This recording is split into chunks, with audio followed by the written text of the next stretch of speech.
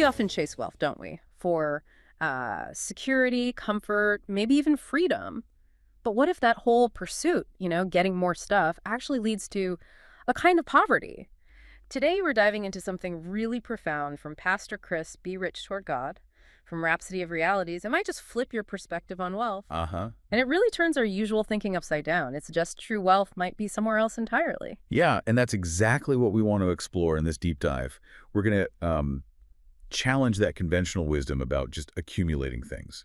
We'll look closely at this devotional's take on a really famous biblical parable, unpack its context, see how it connects to today, and figure out what it really means to build a lasting legacy, a wealth that's, well, more than just material stuff. Okay, let's get into it then. Let's unpack this story. It's one I think many people might recognize, at least parts of it. The parable of the rich fool. It's in Luke chapter 12. Jesus talks about this rich man, and the first thing we hear is crucial. His ground brought forth plentifully. So this wasn't like slow savings over years. It was sudden, bam, abundance. Like his fields weren't just good, they were overflowing. That detail is so important, isn't it? It really sets the stage. Because he's not planning for slow growth. He's reacting to this unexpected windfall. And immediately he hits this, well, very human problem, this internal debate. What am I going to do? I don't have space for all this harvest. His issue isn't lack, it's excess.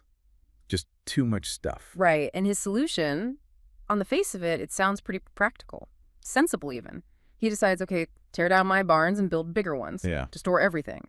Today, a business advisor might say, good move, efficient storage, planning ahead. Exactly. But that very practicality shows his mindset, doesn't it? It's all about him. My fruits, my goods. There's zero mention of sharing this abundance, no thought for the community, no idea of using this incredible blessing for anything beyond himself. It's a closed loop, all focused inward on his stuff, his security. He's solving his problem for him. And here's where it gets, well, really interesting. The story takes a sharp turn. He's not just storing grain. He's basically writing himself a retirement plan for his soul. Pastor Chris's devotional points this out. He says to himself, Luke 12:19, "Soul, you've got plenty of goods laid up for many years. Take it easy. Eat, drink, be merry." I mean, what does that reveal about how he sees the world right then? It shows he thinks he's totally self-sufficient. He's set for life, or rather for many years. He genuinely believes his pile of stuff guarantees him a long, easy, secure future.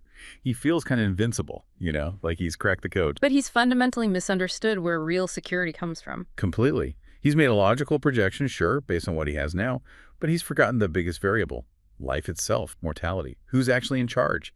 He trusts in the certainty of his possessions, but life itself is inherently uncertain. His whole plan for ease and merriment relies on something he has zero control over time. And boom!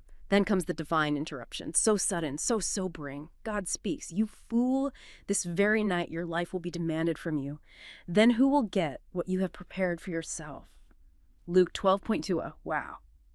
That just cuts right through all his plans, his sense of control. In one night, all that stuff he stored up for many years, suddenly irrelevant. Exactly. The irony is just biting. He planned for many years, but didn't have one more night. All that careful storage, the bigger barns, the dreams of relaxing, poof, meaningless. Eternity arrives and his wealth can't buy him a single extra minute.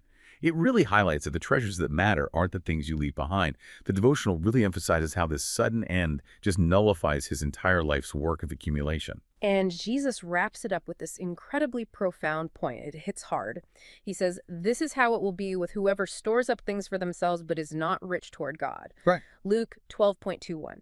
So the deeper thing here, it's not just don't be selfish. Right. It's a total rethink of what security even means. Jesus and Paul later, they challenge this idea that physical stuff makes you safe. They're almost saying the bigger risk isn't being poor, but trusting in things that will definitely eventually fail you.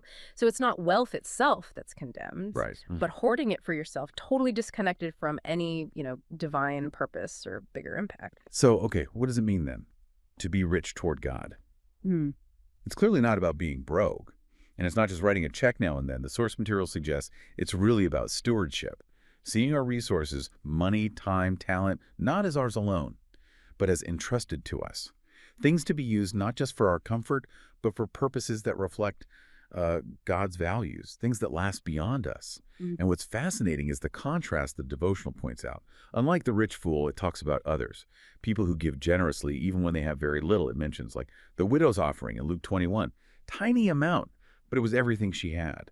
Her giving showed immense trust, prioritizing God's work over her own immediate needs. That's a huge distinction. Yeah. It's not about the dollar amount, it's the heart behind it, the posture. So when we look at our stuff, our money, possessions, even our time, these transient things, the real question isn't just how much do I have? It's more like, where am I pointing these resources? Are they just building my own little temporary kingdom? Or am I aligning them with something bigger, something lasting, something eternal? Precisely.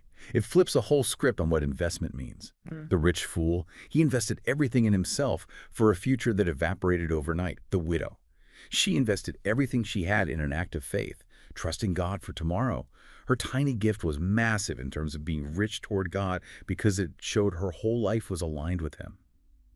Prioritizing His purposes over personal gain, it wasn't about the crowns, it was about her perspective. Okay, so this brings it right to us, doesn't it? To you listening, especially today. I mean, we're constantly told to accumulate, achieve personal success. The devotional's pretty direct here. It asks point blank, am I rich toward God? Hmm.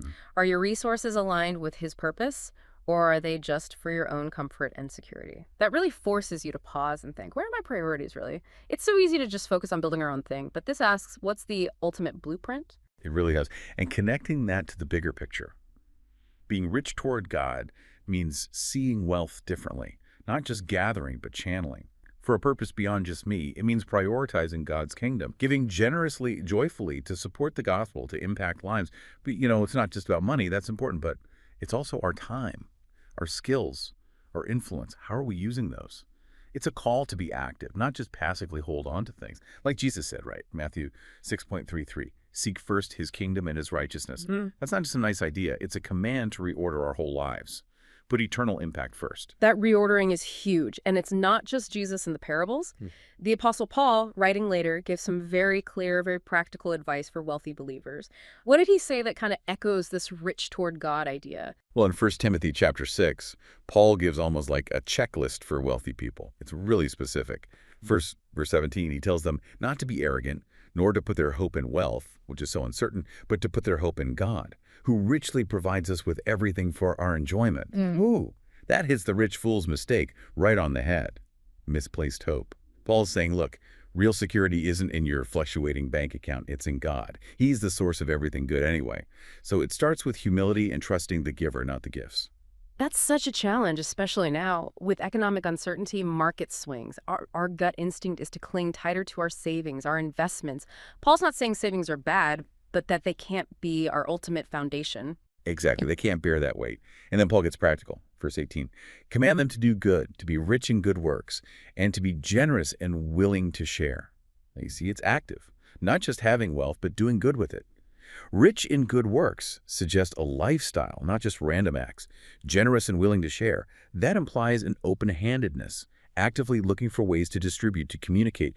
And communicate there might mean more than just talk. It could mean sharing resources, wisdom, support, a whole person generosity. So it's way beyond just writing checks. It's active engagement, using your position, your skills, everything. It really broadens what being rich can mean. And Paul connects this directly to the future, doesn't he? Oh, absolutely. That's the payoff, in a sense. Verse 19, in this way, they will lay up treasure for themselves as a firm foundation for the coming age, so that they may take hold of the life that is truly life. This is the ultimate long-term investment strategy. He's saying your generosity now, your trust in God now, builds a solid foundation for eternity. It directly impacts your future, securing the life that is truly life.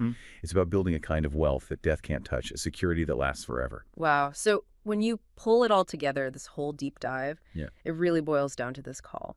Let our resources, our efforts, our whole lives reflect being rich toward God. It's about that perspective shift, isn't it? From what can I get to how can I contribute to something bigger, something that lasts?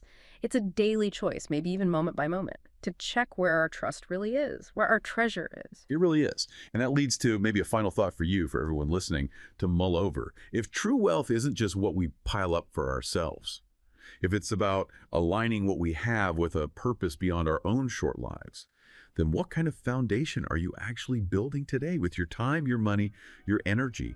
Is it like the rich fool's barn's big, maybe impressive now, but ultimately temporary and meaningless? Or is it something solid, something that contributes to a legacy that truly matters, one that echoes into eternity? That's a powerful question to carry with you. For more information on how you can grow spiritually using Rhapsody of Realities, Please visit our website, www.rhapsodyofrealities.org, or you can also visit rin.rhapsodyofrealities.org/salvation. Thank you.